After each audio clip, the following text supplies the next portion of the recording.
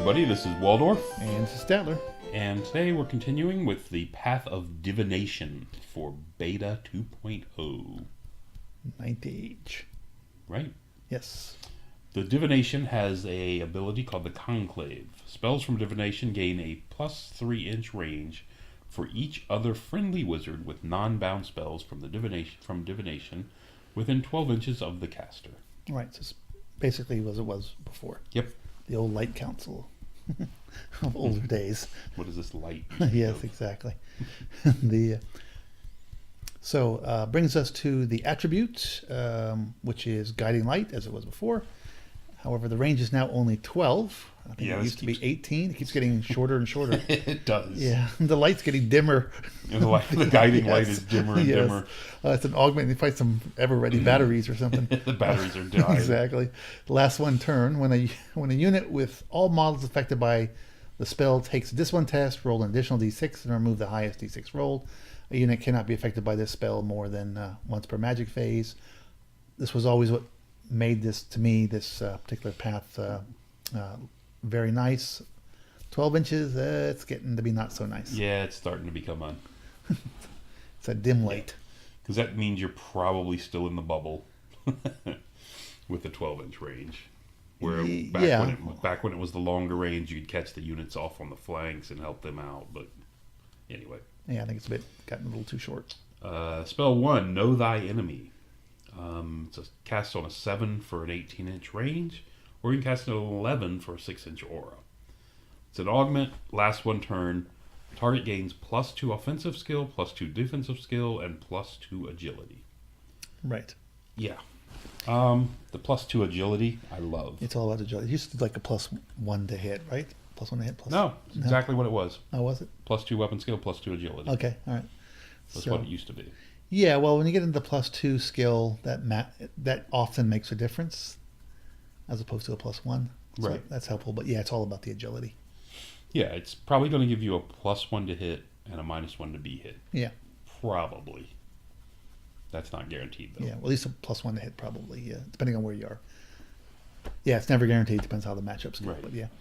Okay, brings to number 2, Fate's Judgment. Base value is a 5 to cast, very low. Boosted is a 9 to cast, range is 18. It's a hex, a missile, it's a damage, it's instant. The target suffers D3 with the base or D6 with the augmented hits with magical attacks that wound automatically with no special saves allowed. Note that armor saves are allowed, so they've clarified that part. Yeah, it used to be that you got an armor save, but yeah, it didn't actually say it, so they've just clarified it. Right. So still a solid spell. You know, it's a fantastic spell. I mean, D3 that wound automatically. I mean, if the normal magic missile is a strength 4 magic missile, does D6. Yep. That you have to roll a wound, so basically usually close to half of those wound. Now they just. Oh no, these are just wounds. This is very nice. It's only risky about going against armored things. That's it. Correct. Still it's a really nice spell. That brings us to Scrying, which you can cast on a 7 for an 18-inch range, or you can cast it on a 10 for a 6-inch aura. It's an augment, lasts a turn, target gains distracting and hard target. This is very nice. Love the spell. Very helpful. Yes. And being at 3, it means it's available to any, both the adepts and the masters. Correct. Which is very nice. Anyway, great spell. Yep. Brings us to number 4 spell, the Stars Align. 8-inch regular, 11 boosted, 18-inch range for the regular, 6-inch aura for the boosted. It's an augment, last one turn. The target gains divine attacks and must reroll fail to hit rolls with melee, and in the base version, shooting attacks. Yes, shooting attacks only applies to the base version. Correct. You don't get the aura. You don't get the aura shooting attacks. Yes. Correct. So it's a little confusing, but that's correct. Yeah, just the way it's written. Want to make sure I didn't change something. Always nice to have rerolls. Rerolls are great. Love rerolls. It's just kind of weird the way they're wording these now with the must reroll. Yes, you must. Yes. I guess there are occasions when you don't want to wound something. There are, but yeah. I don't why you're targeting them if you don't want to wound them. I'm not sure, but anyway. That brings us to number 5, the Unerring Strike. Cast on a 7, you can boost it for a 10. It's an 18-inch range, hex missile damage, instant. The target suffers 2d6 or 3d6 hits that wound on a 4-up with AP 1, divine attacks, and magical. It's a very nice spell. It used to give you AP 2. Now it's AP 1. Slightly easier to cast. So it got hurt. It's, It used to be a 9-13. Now it's a 7-10.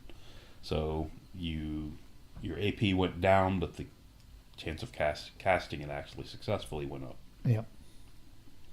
Still a good spell. 2d6 hits that wound on a 4-up is really good. Yep. You don't care about toughness. Right. Not too many monsters want this thing. Just zapping them.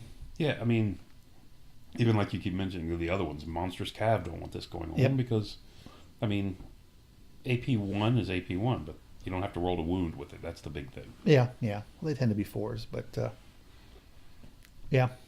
Anyway, so another nice spell. Brings us to number 6, Portent of Doom. Doom Portent? It could be important Doom. It depends on what you're casting against when it is in the game. Right. It's a 9 to cast, range 18. It's a hex, lasts 1 turn. For each character in the target, when the spell is cast, the target suffers -1 to advance rate, -1 to march rate, -1 to offensive skill, -1 to defensive skill, -1 to casting rolls, and -1 to hit with shooting. This is now a good spell because it was crap before. I don't know that it was crap. It was just odd where you had to roll all the dice. You had to roll, and you didn't know what you're going to get, and the chance of you getting what you wanted was always seemed to be right. So for what you had to roll to cast the thing, it should have been under like a chaos lore, the way that the way it was before, because it was like so random. It was so random for all the dice you had to put behind it.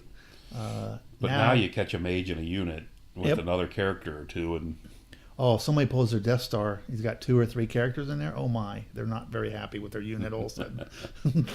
No, I mean they weren't before because the potential was there for it to do stuff. But but they now it's like guaranteed. They might take the chance. Now it's guaranteed. You got 3 guys, and all of a sudden you're moving at 3-inch speed. Right. 3-inch less speed. 3-inch less. You're like weapon skill 1 with most of your guys. Yeah, it's your wizard can't get any spells off. You can't shoot. Yeah, it's it can be quite. I mean, it's situational for those types of units, but it could be quite good. So yeah, it's interesting. So looking back over this overall, I still think this is it's a good lore. I think it's a good lore. Path. A path, yeah, that good too. Path. I think the guiding lights dimmed a little too much, but yeah. As far as an attribute is concerned, but I like all the spells. I mean, it does the same thing. It's really good at the range. Yes. But the range keeps shortening and so reducing the flexibility of that getting spell. to a point that you need to be in close proximity to your. Yeah. It becomes a battle line type of spell as opposed to. So I think on next edition we'll have to call this the dim light. Yes. Because I think you're right. It is dimming as we get further and further along. But overall, I'm going to give it a thumbs up. I like this. Yeah, I give a thumbs up. All right. That's going to do it for Divination. Till next time. Thank you.